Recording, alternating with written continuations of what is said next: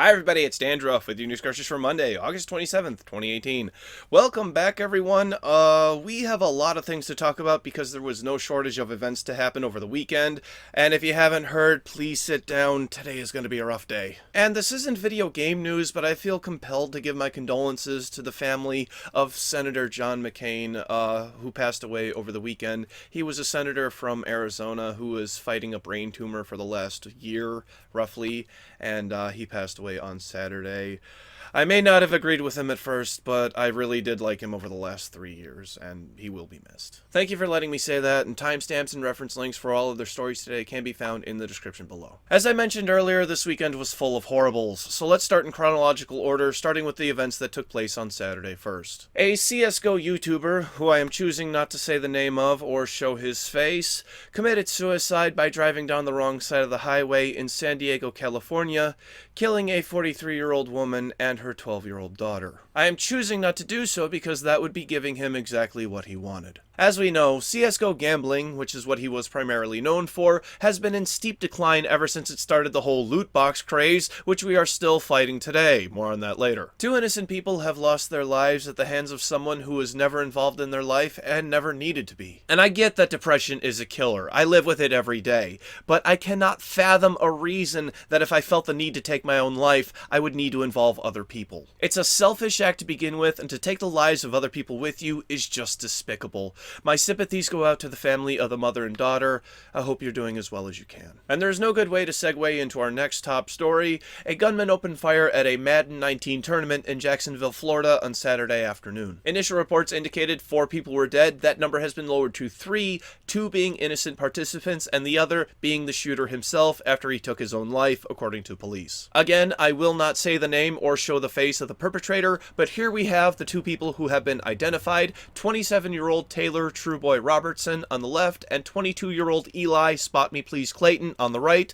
Both of them were professional Madden players. Because this tournament was being streamed live on Twitch, there is an audio recording of what took place, but I will not be airing that on my show because it is very disturbing. There is a link below if you want to hear it for yourself, but to describe it, everything seems normal up until you hear a couple of bangs, and then people screaming, somebody says, "What did he shoot me with?" and then you hear somebody saying, "Sit down, sit down." If you're bothered by that sort of thing, then I recommend to do not listen to it. I will say that it wasn't easier to listen to the second time around, and there is no video of what took place that I'm aware of. Allegedly, the gunman was someone who took place in the tournament and then started shooting after he lost a match. Now, you could argue that Madden is a violent game, but I think it would take someone pushing an agenda to blame video games for this sort of behavior. This is simply a crazy person with a gun. Now, I would love to have the gun control conversation, but I feel like it can get misconstrued in many ways. So I feel like I should just say it like this. I am a gun advocate and I believe in the Second Amendment. Just as much as I believe in the First Amendment, but you can't yell fire in a movie theater and you can't threaten somebody with physical violence. You know, compromise. Boy, I hope today's show ends up good. Anyway, where was I? Oh yeah, you'd have to be pushing some sort of agenda to blame video games for this sort of behavior. So let's see Fox News try. The Attorney General of Florida has made some statements to Fox's Steve Doocy, and holy crap, my political interests are merging with my show. I can already feel my subscriber count dropping. And here we go. Watch this part right here. Yes, and I have friends, kids, who play different games, but all of these games, parents need to be really careful in general on all of these games because predators can find you based on location services. So please, parents, any of these games these kids are playing, check location services. I know Minecraft, we've talked about that in the past. Right. I don't know about Fortnite, but they're playing all over the country. And the scary thing is they could find out where your 13-year-old is sitting at home playing that game. That's right. So that's something very important too in general on all of these games. And if a parent can't figure out how to do it, ask your child who plays the game all the time. Right. Take me into settings and show me how to disable that. Pam, let's talk a little bit about... Wow, yeah, you just heard her say that Minecraft can give away the location of your 13-year-old child, and I have a bunch of questions about this. I have played Minecraft way longer than my 4-year-old daughter, and I want to know, are they coming for me? Fortnite? You don't know about Fortnite? Well, then allow me to assist. Neither Fortnite nor Minecraft use location services. Location services would be for games that use GPS, like Pokemon Go and Ingress, but I doubt that hackers would even want to know where I am. I'm pretty sure that all they want to know is my credit card information. And then at the end, Ask your child to show you how to set up the restrictions for you. Yeah, just show me how to put in the password, and then you can't have access to your games again. How does that sound? No. Do it or you're grounded. Wait. Lose games for 2 weeks or lose games for forever?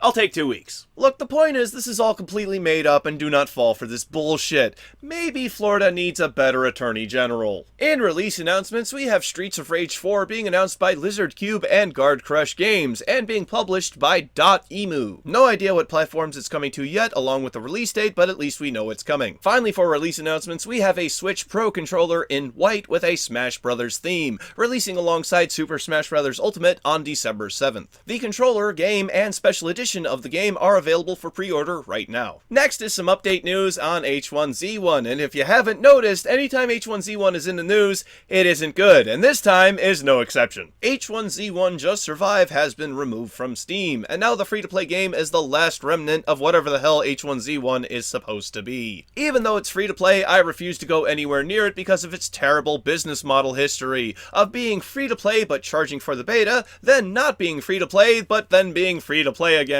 In reality, your best option for free-to-play Battle Royale is obviously Fortnite, so if this bothers you at all, then I recommend to you the hottest game in the world at the moment. Moving on from there, we have some good news. There won't be an Assassin's Creed in 2019. Now, normally this would be a bad thing, but this is the series that released year after year to the point that it got repetitive and stale, unlike a news show where you can kind of get away with it for a while. Oh, and don't forget the many bugs that seem to pile up with each release. As you may recall, the Assassin's Creed series took 2016 off, after Assassin's Creed Syndicate launched and was a boring, bug-laden mess, and that was the successor to Assassin's Creed Unity, which can be summed up in a single screenshot.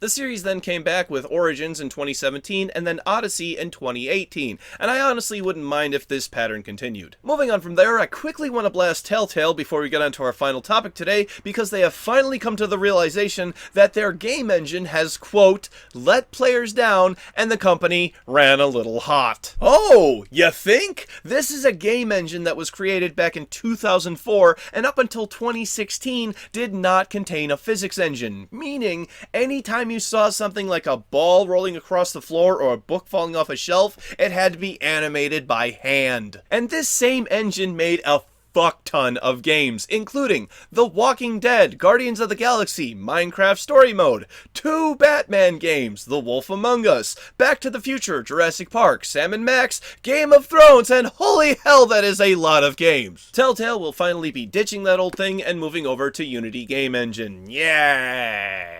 And that brings us to our final topic today, which is in 2 parts, both being about loot boxes, because 2 publishers have taken action in Belgium and 1 in the Netherlands. The first we're going to be talking about affects both countries, and that is 2K with their NBA franchise. There are very different things happening in both countries, as players in the Netherlands cannot access the auction house, which facilitates the buying and selling of in-game players, something I feel would remove a lot of gamer interaction. However, you can still purchase team packs with both in-game and real-world currency, which is much different to Belgium, who is turning that off completely, though players will still have access to the auction house, and I feel like this is a better way of going about this. I really don't mind in-game economies as long as they stay in-game for the most part. See World of Warcraft. In both cases, 2K has disagreed with the decision and have apologized for any inconvenience, and this is one time I will say that apology isn't necessary at all. We thank you for this. Speaking of Blizzard games, it's time to talk about Overwatch, again in Belgium, and we see similar action from Blizzard as they remove the ability to purchase loot boxes with real-world currency or in-game gems. These changes also apply to Heroes of the Storm, which Blizzard says in both cases everything will be earnable just by playing the game, which was technically true to begin with. Blizzard also says they are, quote, surprised by this decision and do not share the same opinion. We have decided to comply, meaning they had to in order to keep selling their game legally, they're not saying that, that's what I said, with their interpretation of the law. Oh no, but how will Blizzard be able to afford new development for characters for Overwatch? They release those characters for free, and that means that we should give them more money, right? No. Stop thinking that way. It's fucking Blizzard. They've got money coming out of their ears. I've seen Blizzard servers, and anywhere that they have a slot free, they stick a $100 bill because they don't know what to do with their money. Okay, that last part may or may not be true, but I think you get the point. It's fucking Blizzard. And I'm not even counting the Activision side of Blizzard because they're the same company, and I'm pretty sure the makers of Call of Duty can loan their brother a little scratch in desperate times, and these are nowhere near desperate times. The next few months are going to be very telling for both of these companies, Blizzard and 2K, and I would actually love to see these games get a boost in sales because these things have been removed. Time will have to tell though, and if you want to join me in the good fight against loot boxes, then please keep watching News Cartridge.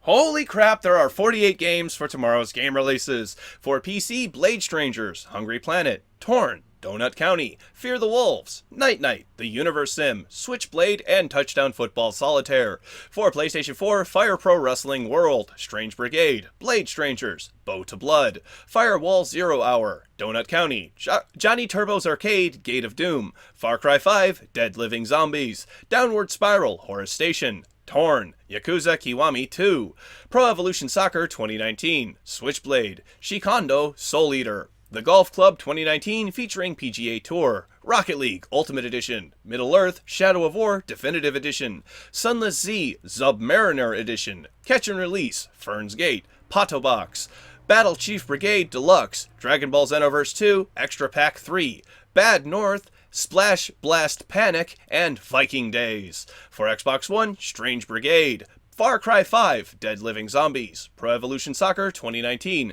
Shikondo Soul Eater, Rocket League Ultimate Edition, Middle Earth Shadow of War Definitive Edition, Warhammer Vermintide 2 Shadows over Bogenhofen, and Bad North.